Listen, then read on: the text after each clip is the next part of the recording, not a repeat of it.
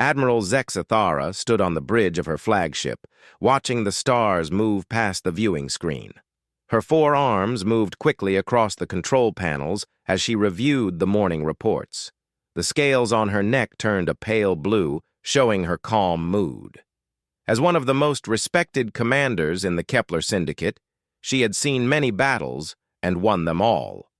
The communication panel beeped, breaking her thoughts. Lieutenant Kesavan appeared on the screen, but something was wrong. His usually steady hands were shaking, and his breathing was fast and shallow. Kesavan had served under her for 15 years and had never shown fear, not even when facing the deadly Saurian raiders. "Admiral," Kesavan said, his voice barely above a whisper. "We have lost contact with 3 battlecruisers near the human colony of New Sparta." Zexathara's scales shifted to orange, showing her growing anger. "Explain. Were they attacked? Equipment failure? Speak clearly, Lieutenant." Kesavan swallowed hard and looked around as if checking for listening ears. "The crews, they all abandoned their ships, Admiral. Security cameras show them walking off their vessels and disappearing into the colony. No distress signals, no signs of battle." "That makes no sense," Zexathara replied. 3 full crews do not simply walk away from their posts. What could cause such behavior?" The lieutenant's hands trembled more. He leaned closer to his communication device and whispered a single name: Marcus Cain. Zexathara had fought across 200 star systems and commanded fleets that could destroy entire worlds. She had faced down enemies that other species feared to even name. But she had never heard of this Marcus Cain. Yet something in the way her lieutenant spoke the name made her scales turn a darker shade of blue. "Who is this Marcus Cain?" she asked. Kesavan's eyes went wide, as if he could not believe she did not know. "Admiral, he is the ghost of Thermopylae, the human who broke the hegemony, the one who taught an entire species how to fight impossible battles." "I know nothing of this person. Access his military records immediately." The lieutenant's fingers moved across his console, then stopped. His face went pale. "Admiral, all information about Marcus Cain is classified at the highest levels. Only Syndicate High Command has access." Zexathara felt her 4 hearts beat faster. In 30 years of military service, she had never encountered a classification level that high. Even information about the most dangerous weapons and secret technologies was available to fleet admirals like herself. "When was this classification placed?" she demanded. 20 years ago, Admiral. But the strange thing is, the files are still being updated. Someone has been adding new information as recently as last week." A chill ran down Zexathara's spine. Who was this human that required such secrecy? And why had she never heard of him despite her high position in the Syndicate military? "Lieutenant, I want you to gather everything you can about this Marcus Cain.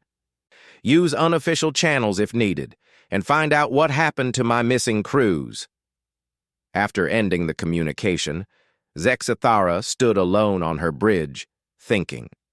The humans had joined the Kepler Syndicate only 50 years ago.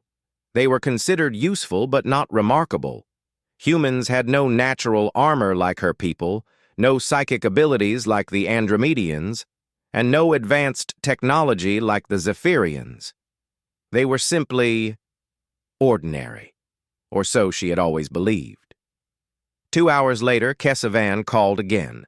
This time, his fear was even more obvious. "Admiral, I have spoken with some veterans who served during the Hegemony War. They would not talk at first, but when I pressed them..." "What did they tell you?" "They said Marcus Cain was not just a soldier. They called him something that does not translate well into our language. The closest word would be inevitable." "Explain." "Admiral, they say he could make impossible things happen. He could turn certain defeat into victory. But more than that, they say he changed how humans fight. Before him, humans fought like other species. After him, they fought like..." Kesavan paused. "Like what?" Like demons, Admiral. But demons with a purpose. Zexathara's scales turned completely black, a color that showed deep concern. I want to speak with these veterans myself. I tried to arrange that, Admiral, but they have all refused. One of them, a Zephyrian engineer, told me something strange. He said that some knowledge was too dangerous to share, and that Marcus Cain's methods were among them. That evening, Zexathara sat in her private quarters, going through official reports about human colonies. The records showed normal development, standard population growth, and typical economic activities. Nothing seemed unusual about New Sparta or any other human world. But then she noticed something odd in the supply reports. Human colonies were requesting unusual amounts of certain materials, medical supplies far beyond normal needs, industrial equipment that did not match their reported activities, and most strange of all, massive orders for educational materials about alien cultures and languages. Why would human farmers and miners need to learn so much about other species? Zexathara called up the star charts and studied the locations of human colonies.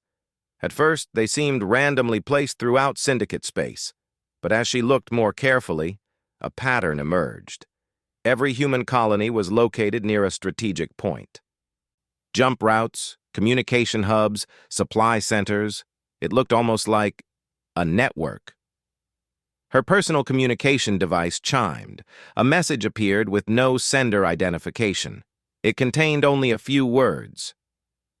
Some legends are too dangerous to remain legends. Some ghosts are more real than the living. Marcus Cain is both. Zexathara felt her scales change to colors she had never shown before, a mix of fear and fascination. Who was this human who could terrify veterans and require the highest levels of secrecy? And what did his name have to do with her missing crews? She made a decision that would change everything. Tomorrow, she would go to New Sparta herself and find answers. She would discover the truth about the legendary human warrior whose name alone could make experienced soldiers shake with fear. As she prepared for sleep, one thought kept returning to her mind. If Marcus Cain was just a legend, why were the files about him still being updated? And if he was real, what was he planning that required such absolute secrecy? The answers lay waiting on a small human world called New Sparta, and Admiral Zexathara was determined to find them. Admiral Zexathara's ship arrived at New Sparta 3 days later. Before landing, she had managed to locate 3 veterans who had served during the Hegemony War 20 years ago. Getting them to speak had taken all her authority and several threats, but fear of Marcus Cain ran deeper than fear of her rank. The first witness was Commander Theiss, an Andromedian with pale purple skin and large eyes that could read thoughts. Most people found this unsettling because she could see into their minds. But when Zexathara spoke with her through a secure communication link, this was the one who seemed afraid. "You want to know about the human Cain?" Thys asked, her mental voice trembling in Zexathara's head. "Admiral, in 30 years of reading minds, I have never encountered anything like what I found in that human's thoughts." "What did you see?" "That is the problem. I saw nothing. Usually when I touch someone's mind, I see their fears, their hopes, their memories flowing like water. But Cain's mind was like touching a wall of pure steel, not empty, full of something so hard and focused that it hurt to touch." Thys paused, her large eyes growing distant.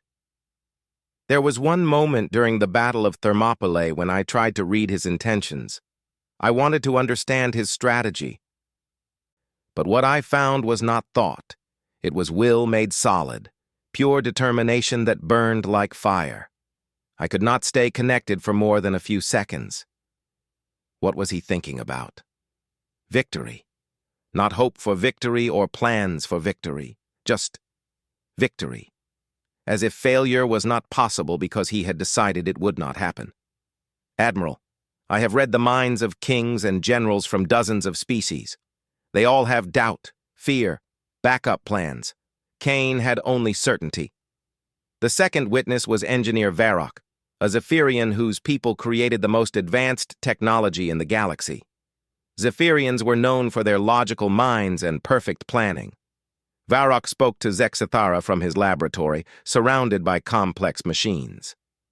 Marcus Cain was impossible, Varrock said simply. He broke every rule of warfare that we understand. During the siege, I watched him take broken weapons from different species and combine them in ways that should not work. Zephyrian energy cells with human chemical explosives and Velconian armor plating. Did his combinations work? That is what made him impossible. Yes, they worked, but not because the technology was compatible. They worked because he refused to accept that they could not work. He would take a damaged plasma rifle and fix it with wire and metal from a destroyed vehicle. Any engineer would tell you such repairs are useless. But somehow his weapons kept firing. Varrock's voice grew quieter. There was a moment when our defensive wall was breaking. Cain took 12 humans and created a weapon that should have been impossible. He connected 3 different power sources to a single cannon. The math said it would explode and kill everyone nearby. What happened? It worked perfectly. The weapon fired for 6 hours straight and destroyed an entire wing of Mordak attack ships.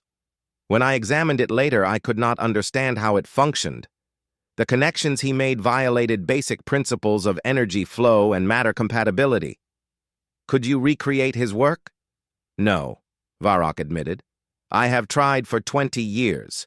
His modifications worked only because he was operating them. It was as if the machines obeyed him rather than the laws of physics. The third witness was Dr. Sela, a medical officer who had treated wounded soldiers during the war. She was a Deltharian, a species known for their healing abilities and deep understanding of biology. When Zexathara contacted her, Dr. Sela was working in a hospital on the other side of the galaxy. Marcus Cain should have died on the second day of the siege, Dr. Sela said immediately. I treated him for wounds that would have killed any other soldier from any species. Plasma burns across 60% of his body. A broken spine from an explosion. Internal bleeding that should have shut down his organs. How did he survive? I do not know. Human biology is similar to many species. We understand their limits. Cain went far beyond those limits and kept functioning. He fought for 72 hours without sleep while his body was failing. Dr. Sela's voice became puzzled. Humans produce a chemical called adrenaline during stress. It helps them ignore pain and gives them extra strength for short periods.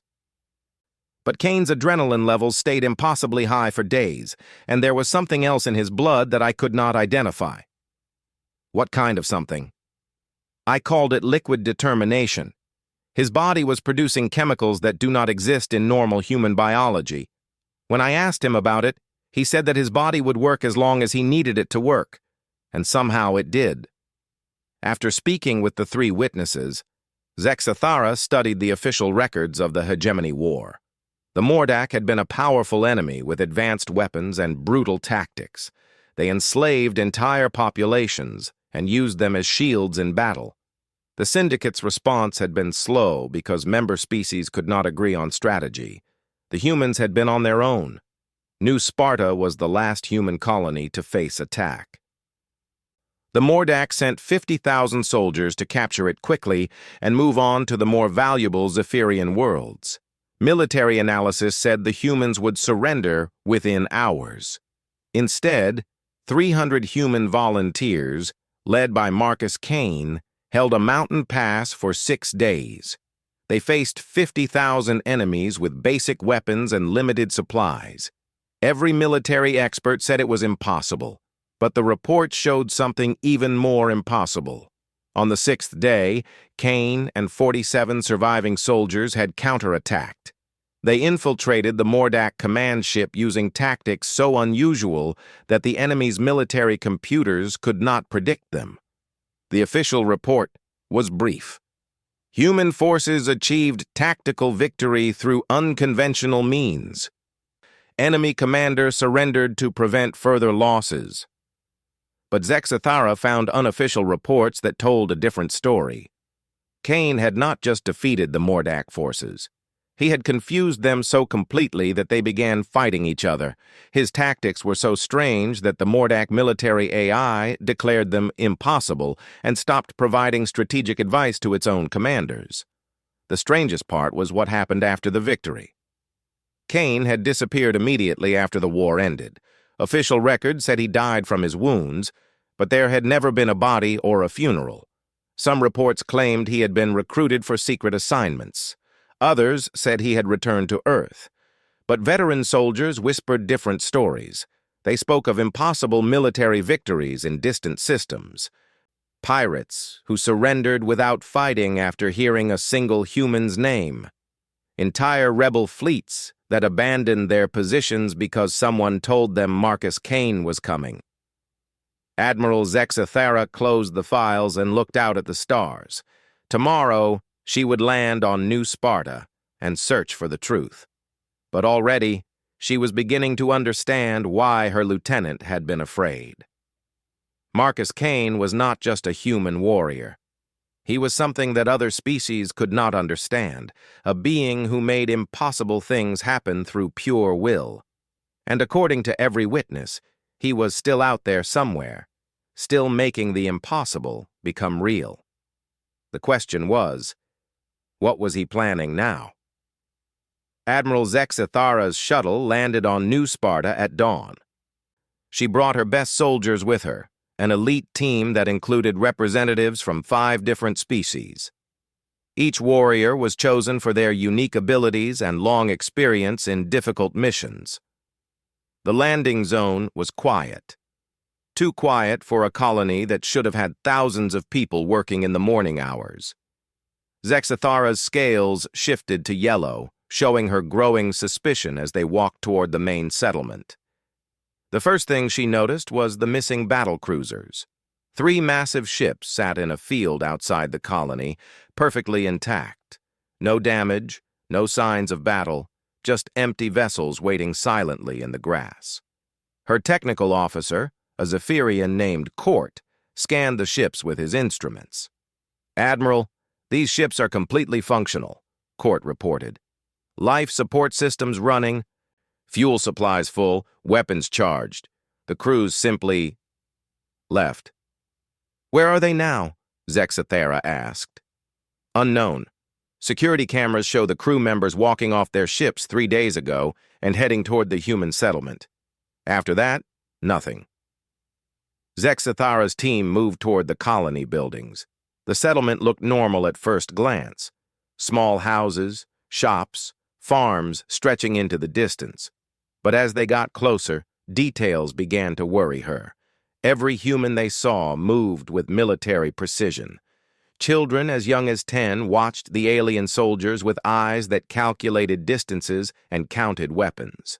Farmers worked their fields in patterns that looked suspiciously like defensive formations. Most disturbing of all, every human carried tools that could easily become weapons. Farming equipment that was too well maintained, construction tools that seemed designed for more than building, and vehicles that had been modified in ways that made no obvious sense. "Admiral," whispered Sergeant Voss, her Andromedian psychic specialist. "I cannot read their thoughts clearly. They have some kind of mental discipline that blocks casual scanning." A human woman approached them. She was middle-aged with gray hair and kind eyes, but something about the way she walked reminded Zexathara of veteran soldiers. The woman smiled politely and extended her hand in the human greeting gesture. "Welcome to New Sparta," the woman said. "I am Sarah Chen, the settlement coordinator. How can we help you?" "We are looking for the crews of 3 missing battle cruisers," Zexathara replied. "Our records show they came to your colony 3 days ago." Sarah's expression did not change, but Zexathara noticed that other humans had quietly surrounded them. They pretended to continue their daily activities. But now there were dozens of humans within hearing distance, all of them alert. I am sorry, Admiral, but we have not seen any alien crews recently, Sarah said. Perhaps they stopped at one of the other settlements. Lieutenant Kesavan stepped forward with his scanner. Life signs indicate approximately 800 people in this immediate area. Your colony records show a population of only 300. Sarah's smile never wavered. You must have old records. Our population has been growing recently. That was when Zexathera noticed something that made her 4 hearts beat faster. Every human in sight was watching them, but none looked afraid. They should have been nervous about armed alien soldiers in their colony. Instead, they looked prepared. Miss Chen, Zexathara said carefully, we know that Marcus Cain has been in contact with your people. We need to speak with him. For the first time, Sarah's expression changed. Her eyes grew sharp and her voice lost its friendly tone. Admiral, you should be very careful about the names you speak aloud here. Is that a threat? No, Sarah replied. It is advice. Some names carry weight that you might not understand. Sergeant Voss suddenly grabbed Zexathara's arm. Admiral, my scans are detecting massive underground installations beneath this settlement. The colony is much larger than it appears. Sarah sighed. Well, now you have done it. Court, please show our guests to the meeting hall. A young human man appeared as if from nowhere. Zexathara had not seen him approach, despite having some of the best-trained soldiers in the galaxy watching their surroundings. Court gestured for them to follow, but Zexathara noticed that it was not really a request. As they walked, more humans emerged from buildings and work areas. Within minutes, Zexathara's small team was surrounded by hundreds of humans. They were not threatening, but their numbers and coordination made it clear that resistance would be useless. How did you organize so quickly? Zexathara asked Sarah. We have been expecting visitors for some time, Sarah replied. Marcus taught us to always be ready. They entered a large building that looked like a simple community center from outside, but inside, Zexathara saw something that made her scales turn black with shock. The walls were covered with star charts, tactical displays, and detailed maps of Syndicate space. Communication equipment filled one corner, much more advanced than anything humans should possess. But most alarming were the people working at various stations. They were not just humans. Zexathara recognized Zephyrians, Andromedians, Velconians, and members of other Syndicate species, all working alongside humans with perfect coordination. These are the missing crews, she realized. Not missing, Sarah corrected. Reassigned. A tall Zephyrian approached them. Zexathara recognized him as Captain Mars, commander of one of her missing battle cruisers. But something was different about him. He moved with the same military precision as the humans, and his uniform had been modified with symbols she did not recognize. Admiral Zexathara, Captain Mars said formally. I am sorry for any concern our departure may have caused. Captain, explain yourself immediately. Why did you abandon your ships? We did not abandon them, Admiral. We moved them to a secure location for maintenance and upgrading. My crew and I are currently engaged in advanced tactical training that will better prepare us for future threats. What threats? On whose authority? Before Captain Mars could answer, alarms began sounding throughout the building. Humans and aliens moved to their stations with practiced efficiency. Sarah walked to a large viewing screen that showed images from orbit around New Sparta. Admiral, Sarah said calmly, you brought quite a large task force with you, 12 ships, if my count is correct. Zexathara had indeed brought additional ships as backup, hidden beyond the planet's sensor range. How did you detect them? We have been improving our detection capabilities recently. Sarah touched a control, and the display showed detailed scans of Zexathara's hidden fleet. Your ships are surrounded. The screen changed to show tactical displays. Zexathara watched in amazement as dozens of small human ships moved into position around her forces. They were not attacking, but their formation made it impossible for her fleet to escape without a battle. "This is impossible," Zexathara said. "Human technology cannot match Syndicate military vessels." "You are correct," Sarah agreed. "Human technology alone cannot match your ships. But human innovation combined with technology from several species and tactics that your computers cannot predict, that is a different situation." Sergeant Voss stepped closer to Zexathara and spoke quietly. "Admiral, I am reading massive energy signatures from the human ships. They have weapons that do not appear in any database." Sarah heard the comment and smiled. "Marcus always said that the best weapons are the ones your enemy does not expect. Would you like to see how we have been spending the last 20 years? The viewing screen changed again, showing underground facilities that stretched for kilometers beneath the settlement. Training centers, factories, research laboratories, and weapon storage areas. Thousands of humans and aliens worked together in the vast complex. "What is all this?" Zexathara demanded. "Preparation," Sarah replied simply. "Marcus saw something coming 20 years ago, something that will make the hegemony war look like a small disagreement between neighbors. He has been getting us ready." A new voice spoke from the communication system. It was deep, calm, and completely human. "Admiral Zexathara, this is Marcus Cain. I believe it is time we met face to face." Zexathara felt her scales change to colors she had never shown before.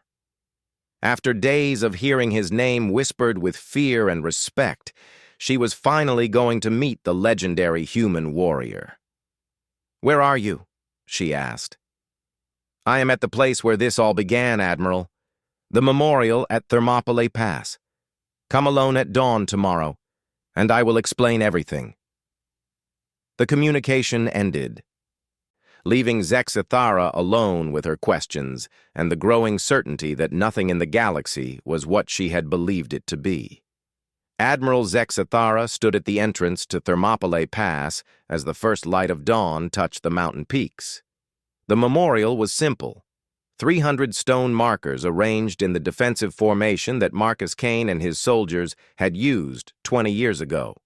Each stone bore the name of a human who had died holding this position against impossible odds.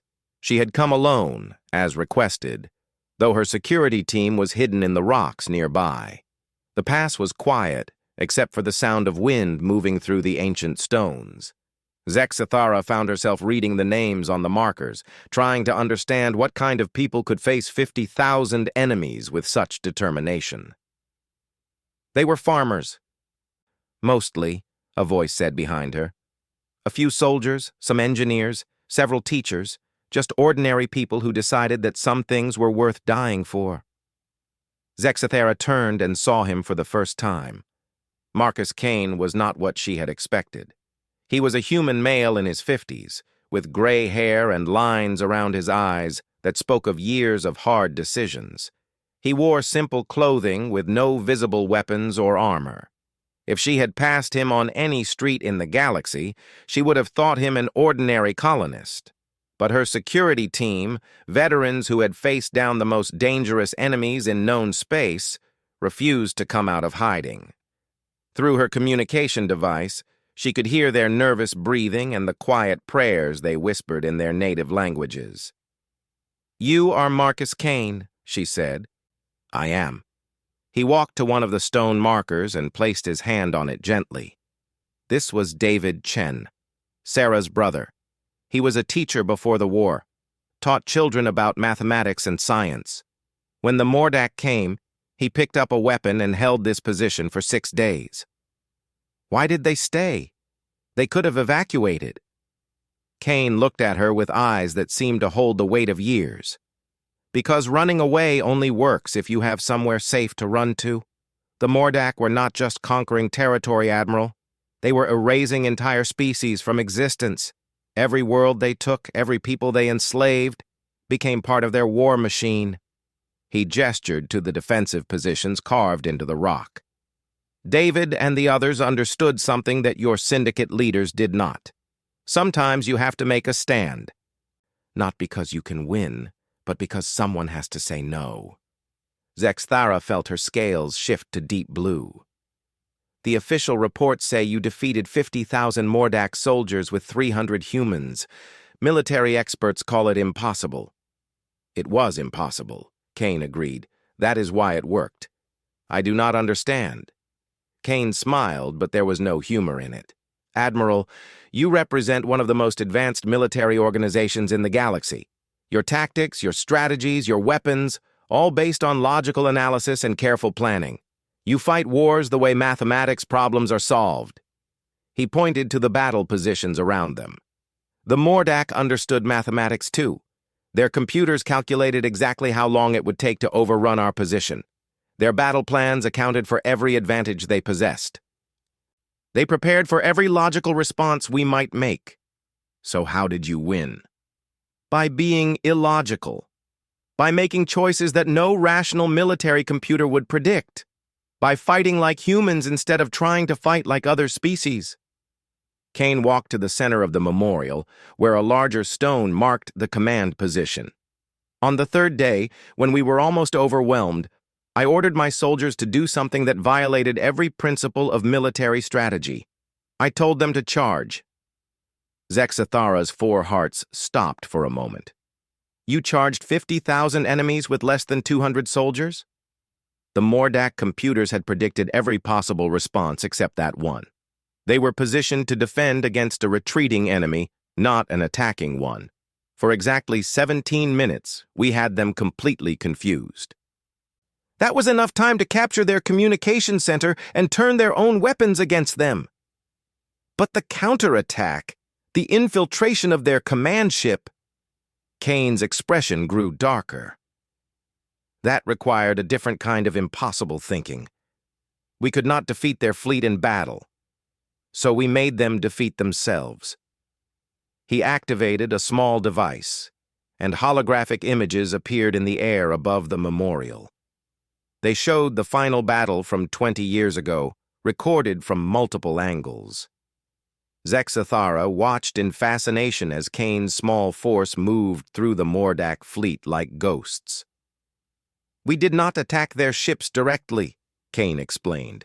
We convinced them that they were being attacked by their own allies. Human psychology can predict alien behavior in ways that alien psychology cannot predict human behavior. The hologram showed Mordak ships turning their weapons on each other, convinced that they were fighting infiltrators and saboteurs. Within hours, the massive enemy fleet had destroyed itself, while Cain's soldiers remained hidden in maintenance tunnels. This is, Zexthara began. Impossible, yes, but not impossible for humans. Cain deactivated the display. Admiral, what do you know about the enemy that is coming? What enemy? The reason I have spent 20 years preparing, training, and building networks across the galaxy. The reason Sarah's people have been developing new weapons and tactics. The reason I need your help. Cain activated his device again, and new images appeared. These showed space beyond the galaxy's edge, where massive dark shapes moved between the stars. The vessels were larger than anything in the Syndicate fleet, and they moved in formations that seemed to bend space itself. The Devourers, Cain said simply. They have been traveling between galaxies for millions of years, consuming entire civilizations. Our long-range sensors detected them 5 years ago. They will arrive within 2 years. Zexthara stared at the images. Why have I never seen these reports?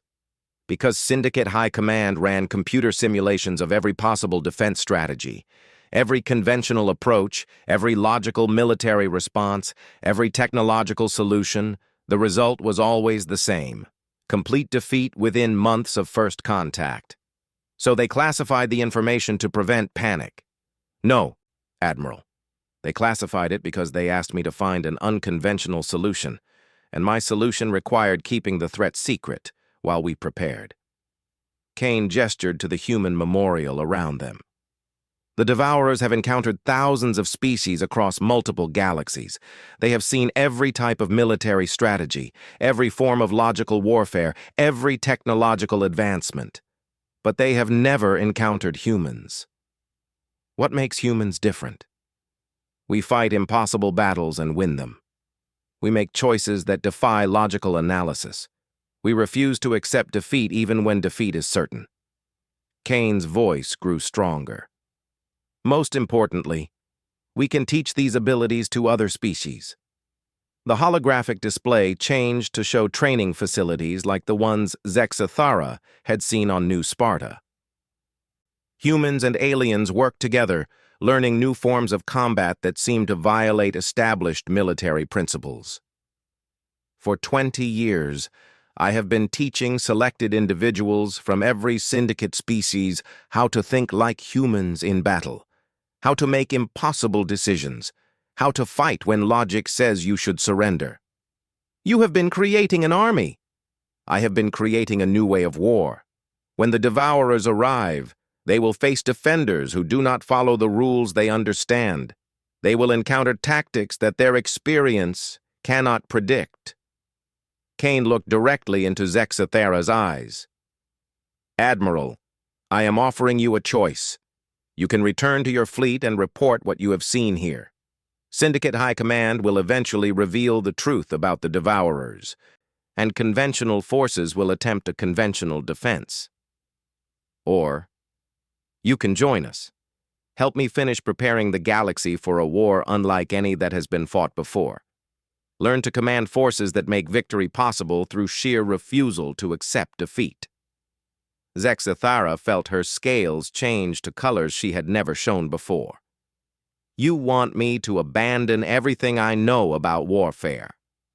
I want you to expand everything you know about warfare. Your species, your training, your experience, all valuable. But combined with human unpredictability and the determination to fight impossible battles, Cain gestured to the memorial stones around them. Admiral, these 300 humans did not defeat 50,000 Mordak because they were stronger or smarter. They won because they decided that losing was not acceptable. And then they found a way to make that decision reality.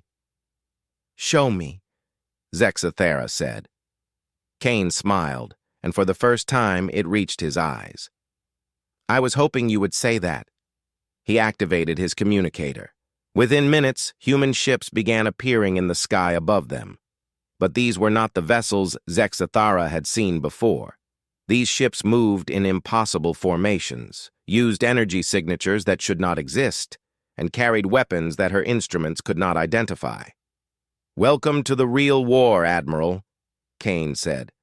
The war for the survival of everything we have ever known.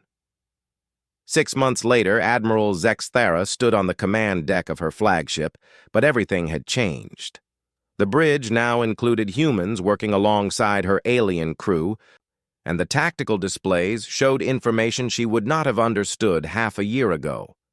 Her scales had settled into a steady pattern of silver and blue, colors that showed confidence mixed with anticipation. She was no longer the same admiral who had first heard Marcus Cain's name whispered with fear. She had become something new, a student of impossible warfare. Admiral, reported Lieutenant Chen, Sarah's niece and one of the human tactical specialists now serving on her ship. The training exercise results from Kepler Station are ready for review. Zexathara activated the main display. The results showed something that still amazed her after months of observation. Mixed units of humans and aliens were consistently outperforming pure species military formations, not through superior firepower or technology, but through unpredictable tactics and unbreakable determination. The Andromedian Psychic Division reports 40% improvement in combat effectiveness, Lieutenant Chen continued. They say learning human mental discipline has made them stronger psychics, not weaker ones. And the Zephyrian engineers? They have stopped complaining about humans breaking their technology. Yesterday, engineer Varrock actually asked a human team to modify his latest weapon design. Zexathara smiled, an expression she had learned from her human colleagues. 6 months ago, the idea of Zephyrians asking for human technical advice would have been impossible. Now it was routine. The communication system activated, and Marcus Cain's voice filled the bridge. "Admiral, we have received the first confirmed reports. The Devourer advanced scouts have entered the Outer Rim." Zexathara felt her scales shift slightly, but maintained her calm. This was the moment they had been preparing for. "What are their movements?" 3 scout ships, moving toward the Rigel sector. They will encounter our forward observation posts in approximately 6 hours. Are the posts ready? As ready as we can make them. Admiral Corex's mixed fleet is in position, and they have been training in our methods for 4 months. Zexathara activated her fleet communications. Across 12 star systems, her voice reached the commanders who had joined Cain's network. "All units, this is Admiral Zexathara. The enemy has arrived. Remember your training. Remember what we have learned. Fight impossible battles and win them." The first engagement happened exactly as Cain had predicted. Admiral Corex, a veteran Velconian commander, faced the Devourer scouts with a mixed fleet of human and alien vessels. According to every military simulation, his small force should have been destroyed within minutes. Instead, something remarkable occurred. The Devourer ships approached using tactics that had succeeded against thousands of other species. They expected organized resistance following predictable patterns. What they encountered was chaos that somehow worked. Human pilots flew their ships in formations that violated basic principles of space combat. They used weapons in combinations that should have been ineffective. Most importantly, they made tactical decisions that the Devourer computers could not predict or counter. "Admiral," reported Captain Mars from his position with Corex's fleet, "the enemy is confused. Their ships are not responding to our attacks the way they expect. They keep repositioning to counter strategies we are not using." Zexathara watched the battle displays with growing excitement. The Devourer scouts were fighting an enemy that existed only in their computers. Meanwhile, the real human-alien fleet struck from directions and used methods that the ancient enemies had never encountered. "Corex to all units!" came the Admiral's voice over the communication system. "Executing Cain Protocol 7. All ships, remember, we are not trying to defeat them logically. We are trying to be so impossible that they defeat themselves." The battle ended in a way that shocked everyone except the humans. The 3 Devourer scout ships, faced with tactical situations their computers could not process, simply left. They retreated back toward the galaxy's edge, apparently to report their findings to the main fleet. "This is unprecedented," Cain's voice said privately to Zexathara. "In millions of years of conquest, the Devourers have never retreated from a first encounter. What happens now? Now they will send a larger force with instructions to counter human tactics. But they face a problem. They cannot counter tactics they cannot understand." Over the following weeks, more Devourer forces entered Syndicate space. Each encounter followed the same pattern. The ancient enemy arrived expecting conventional resistance and found something they could not classify or predict. Human-trained forces fought battles that should have been impossible. They won by losing, attacked by retreating, and defended by abandoning their positions. Most confusing to the Devourers, they refused to surrender even when facing certain death. "The psychological effect is working," Cain reported during a strategy meeting at New Sparta. "Devourer communications indicate growing frustration with our irrational behavior. They are starting to make mistakes." Zexathara reviewed the battle reports from across the galaxy. Everywhere the pattern was the same. Forces trained in human tactics were not just surviving against the Devourers, they were winning. Not through superior technology or numbers, but through sheer, stubborn refusal to fight the way other species fought. "Admiral," Sarah Chen approached her after the meeting, "there is something you should know. The other species in the syndicate are requesting human advisors for their fleets." "All of them?" "All of them. Even the hegemony survivors who swore they would never trust humans again. They want to learn our methods." That evening, Zexithara walked through the training facilities beneath New Sparta. She saw something that would have been impossible a year ago. Representatives from dozens of species working together, learning human tactics, and developing new forms of warfare that combined the best abilities of each species with human unpredictability. A young Andromedian psychic was learning to project human-style determination through telepathic networks.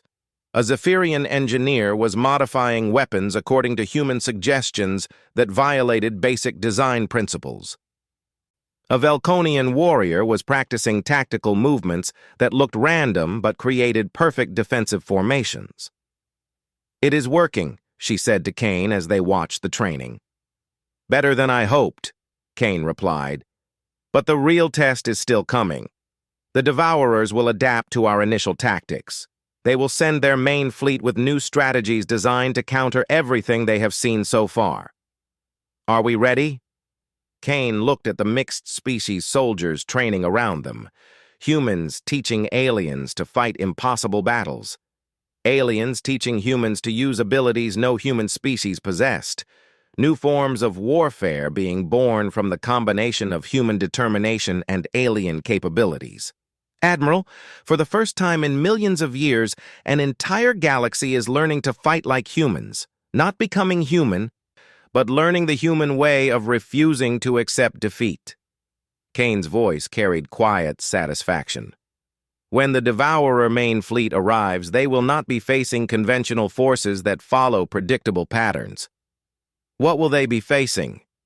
Cain gestured to the training center around them, where representatives of dozens of species work together with impossible coordination. "They will be facing something that has never existed before. An entire galaxy that has learned to make impossible things happen through pure determination. And if we lose?" Cain smiled. "Admiral, you have been learning human tactics for 6 months. What is the most important lesson?" Zexithara thought for a moment. Then her scales showed the silver and blue pattern that had become her signature. "Losing is not acceptable. So we find a way to win." "Exactly.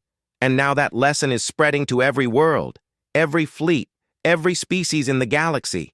The Devourers have never encountered an enemy like that before." As they walked back toward the command center, Zexithara reflected on how much had changed. 6 months ago, she had been a conventional admiral commanding conventional forces. Now she was part of something unprecedented, a galactic defense network, based not on technology or numbers, but on the human refusal to accept impossible odds. The war for the galaxy's survival was about to begin. But for the first time in millions of years, the Devourers would face an enemy that could not be predicted, calculated, or defeated through conventional means. They would face an enemy that fought like humans, with determination, unpredictability, and the absolute certainty that some things were worth any sacrifice to protect. The legendary human warrior Marcus Cain had done more than just train soldiers. He had taught an entire galaxy how to be human in the ways that mattered most, and that, Zexithara realized, might be enough to achieve the impossible once more.